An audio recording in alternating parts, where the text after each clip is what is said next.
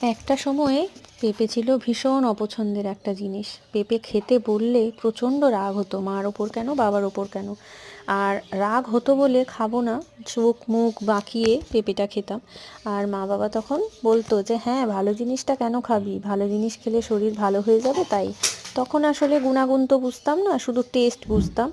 এখন যেমন গুণাগুণ বুঝে তারপর যে কোনো জিনিস খাই, পেঁপে এখন ভীষণ পছন্দের। কারণ পেঁপে খেলে স্কিন ভালো থাকে, লিভার ভালো থাকে, সেই কারণে।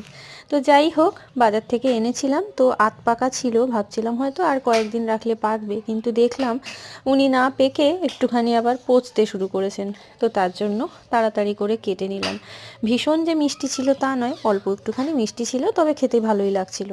এখন যেমন আমার মা বাবার ভূমিকাটা আমি পালন করি, আমার ছেলেকে বলি যে পেঁপে খা, দিলে পেঁপের মতন গালগুলো লাল লাল হবে। তো এরকম বললে ও একটা দুটোখানি খায়। ছোটোবেলায় খেত, এখন কেন জানি না বড় হচ্ছে যত খেতে চাইছে না। আবার হয়তো যখন নিজে গুণাগুণ বুঝতে পারবে তখন খাবে। তো যাই হোক, আমার না যে কোনো ফল কাটতে ভীষণ সুন্দর লাগে, এইভাবে ছুরি দিয়ে সুন্দর করে কাটতে আমার ভীষণ ভালো লাগে। তো পেঁপেটা খেলাম, দিনের বেলা পেঁপে খেলে ভালো, তাই জন্য দিনের বেলাই খেলাম। আর আমরা মানুষরা এতই অদ্ভুত, যখন যে জিনিসটা আমাদের মনে হয় যে এটা খেলে আমাদের স্বার্থ ঠিকঠাক থাকবে, তখন কিন্তু আমরা সেই জিনিসটা করি। আর ছোট যখন ছিলাম তখন তো এত স্বার্থ বুঝতাম না, তাই জন্য তখন আর এইসব খাবার দাবার খেতামও না।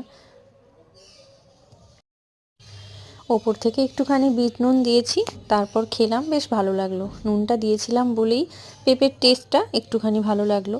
আরও অনেকে এর ওপরে চাট মশলাও দেয়, তো আমার এত মশলা ভালো লাগে না, আমার ফলের টেস্ট যেটা নিজেদের, ওটা খেতেই বেশি ভালো লাগে।